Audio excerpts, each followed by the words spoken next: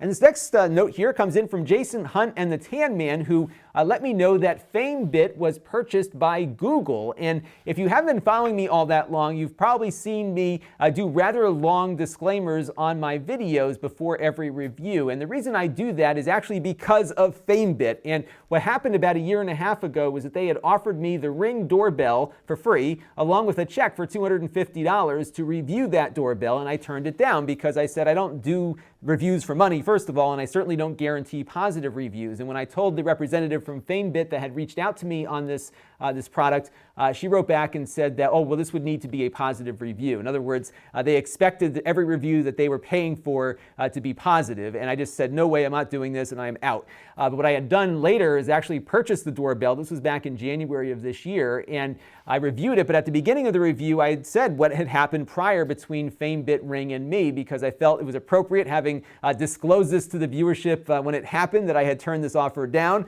I wanted to make clear to everyone watching that this was not something that I was being paid to review. And wow, did a firestorm develop after that, because Ring wrote in appalled that this would have been offered. Famebit threw them under the bus, and it was this whole big explosion of who knows what.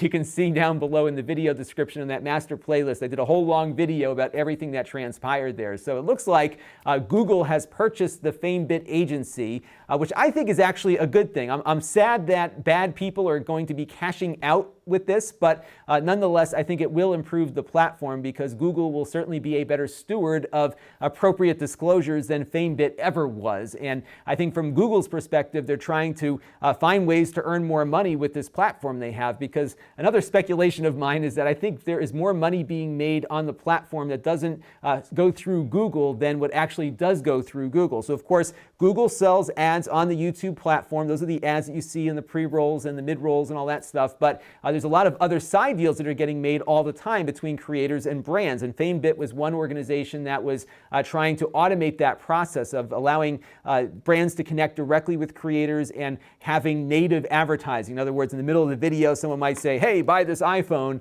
That's a native ad. And Famebit and many other agencies are facilitating those kinds of things. And although YouTube takes a cut of those pre-roll ads, they have not been asking for or taking any portion of the deals that are being made with these things. So Famebit was pocketing their commission 100% on YouTubers, and I think Google's been trying to find more ways to advertise on their own platform. And I think it's a good thing for creators, it's good for the community, because we won't have some of these shadier organizations running these kinds of things, and I think it will bring some normalcy to it and hopefully provide some greater disclosures and transparency for consumers, because ultimately, by the way, how people perceive the platform is how I'm ultimately perceived. And I want people to know that I'm not on the take here. And that's why I try so hard to disclose and be transparent about everything, so that you all know where I'm coming from. And I certainly take sponsors. And when I do, I tell you, even if they're not sponsoring the video that I'm doing, you'll know that they were a sponsor in the past. So that way you can judge whether or not I'm being totally upfront with you or not in that case. So those are the things that I like to think about. And it's very hard in the 21st century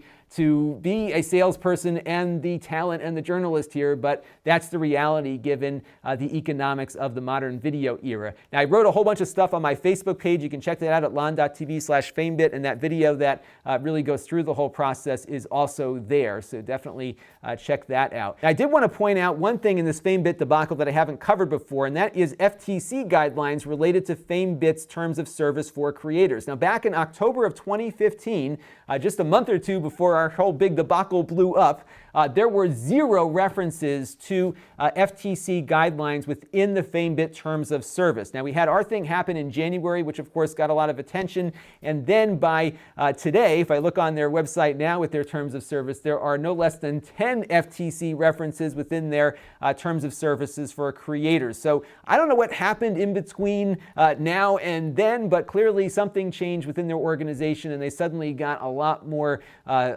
responsive to Federal Trade Commission guidelines and communicating those guidelines to creators. Because before this whole thing happened in January, there was no mention of disclosures, no mention of what the FTC guidelines were. It was kind of like a Wild West or look the other way. And it looks like things changed very rapidly after this whole incident happened in January. And a few folks that I know that are still on the platform have been telling me that this FTC stuff is popping up everywhere now where it didn't before. So that's a good thing. And maybe, we were a part of that. I don't know. But I'm just glad to see that a more responsible steward is taking over this agency, and hopefully they'll grab some other ones too, because again, I really think this is a pretty negative thing for the whole community to have all this payola going on out there. Now, one thing that hasn't changed is that I am still banned from the Famebit platform, and I was banned the night I published that video about how they're not following FTC guidelines. So clearly there wasn't a lot of room for whistleblowers within their account structure. Maybe that will change when Google takes over. Who knows? I never took a deal from Famebit just because they rubbed me the wrong way, but it was just kind of funny to see them ban me outright when I started raising questions about how they were not technically following the law all that well. But we'll see what happens next with this new acquisition there. This channel is brought to you by my Patreon supporters, including gold level supporter Eric. If you want to help the channel, you can by contributing as little as $1 a month.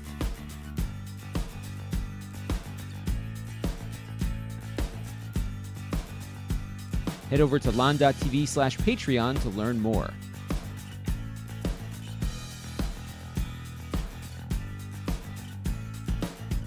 And don't forget to subscribe. Visit lon.tv/s.